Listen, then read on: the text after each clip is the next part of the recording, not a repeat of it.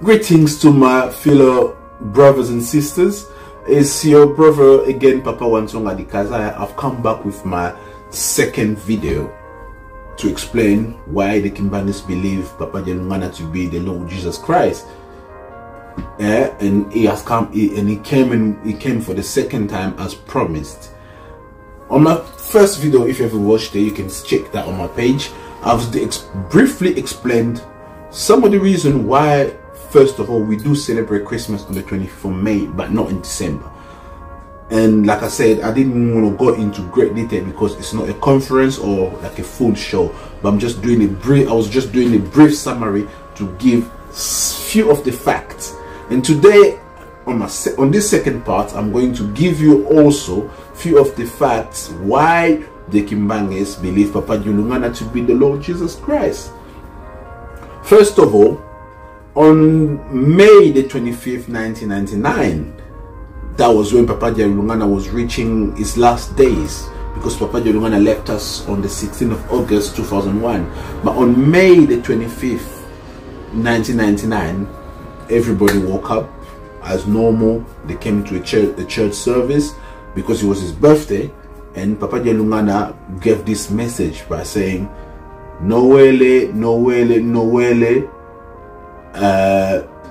Kolo Yesu Lukaka Yewana Esiaya Bokina Mukilibo Panzangosamo." This basically translates as Merry Christmas, Merry Christmas, Merry Christmas. The Jesus Christ that you have been waiting has already come, and go to the world, spread the message to the world that I am the Lord Jesus Christ, I've already come. But Papa Dialungana waited until his last days to reveal himself. But this doesn't mean we didn't have witness that already knew Papa Dialungana was. But as we know, God lacked discretion. Papa Dialungana kept himself quiet and his identity very quiet. And like I said, some of the facts why now the Kimbangas, although Papa Dialungana gave us this announcement that the Lord Jesus Christ you've been long waiting for is me, I have come, and go and spread it to the world. But I'm going to give maybe one or two facts why. Papa Dialungana was born on May the 26th, 1916. That was in the middle of the First World War. And when Papa Dialungana was born in 1916, May the 25th, on the 13th of May 1917, three shepherds in Portugal, what I'm talking about, you can verify that, you can check, it's in Portugal. Three little shepherds that looked after the animal. Amongst those shepherds, I remember the name, we had Don Santos, I think Luisa, one of them, and I can't remember the third one. On 13th of May, the Virgin Mary, Jesus' mom, appealed to them to give them three prophecies.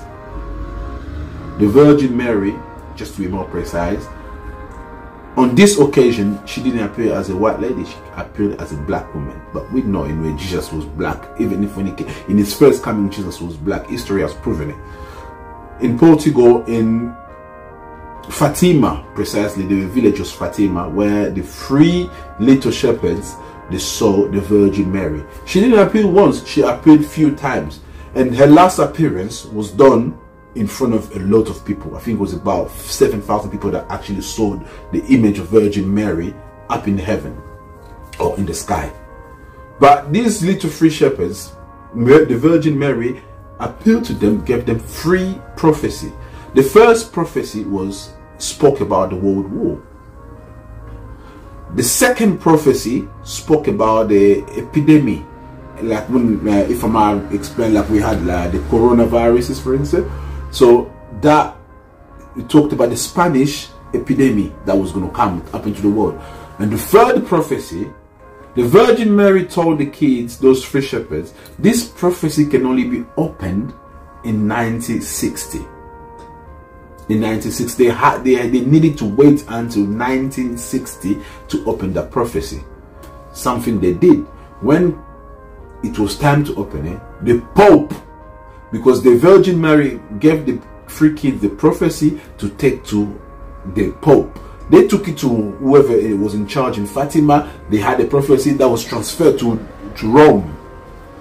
In 1916, when it was time to read the announcement, the Pope at the time opened the letter. He fell on the floor because he couldn't believe the message that was read, that was written. He never read it, but eventually the secret came out. The message read, I'm going to say that in French first, but it was written in Portuguese then.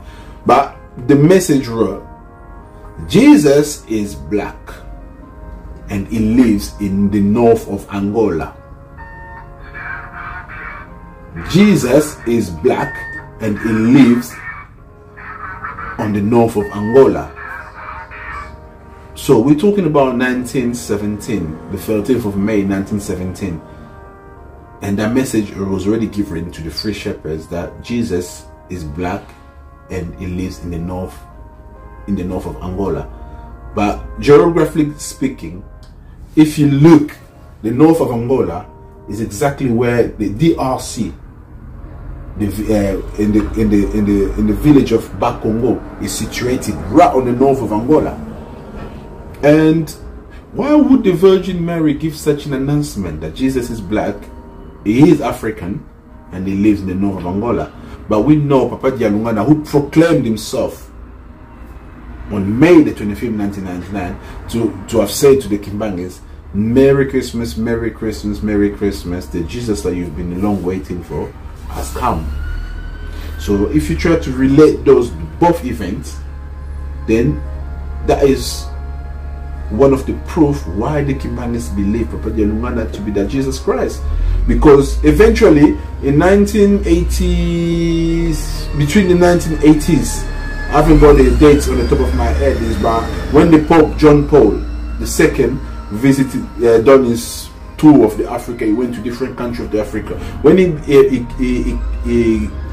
he arrived in Kenya, he gave this message: God is black, and the African people, they need to find their true identity. He gave a message along those lines. The Pope knew of the message because it was passed on from one Pope to the next, and eventually the message has to be read. He didn't want to read it as it was, but the Pope gave this message, as you can see in one of my archives, that's called the message of the Pope, that says God is African and the African people need to find their true identity. There you go, that's one of the facts, and that was the main one. And there are other examples that I can give about Papa Dialungana. Papa Dialungana to have revealed himself to many people to be the Lord Jesus Christ. We've got so many testimony that people that saw his true self, his true identity. But also those that were close to Papa Dialungana know that all his life Papa Dialungana used to wear gloves. He never used to show his hands.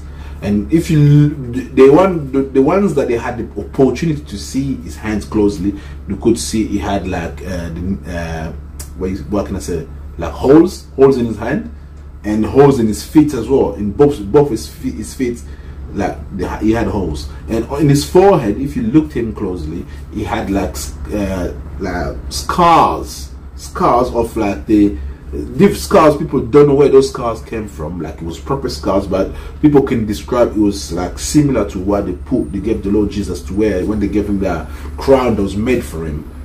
And finally, Papa Dialungana, the name Dialungana itself means accomplishment, the one that was accomplished. But remember, the last word Jesus said before he gave his last breath, he said, Father, it is accomplished. That was the last word of Jesus. Lord Jesus said, Father, it is accomplished. Tout est accompli. All is accomplished. But Papa Dialungana's name means accomplishment, and only Papa Dialungana to proclaim himself to be the Lord Jesus Christ. So try to link those facts, and then everything, it makes sense. But I'm going to end my video right here because it's now 10 minutes. I don't want to drag it on. I hope some of the example I've given made sense to you.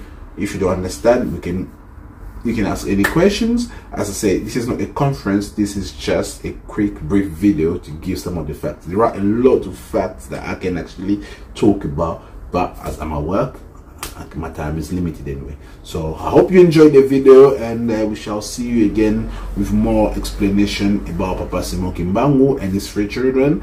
The free voila, Papa Simon Kimbangu. We're going to try to do this more often. Thank you very much, and we'll be seeing you soon. Love you all.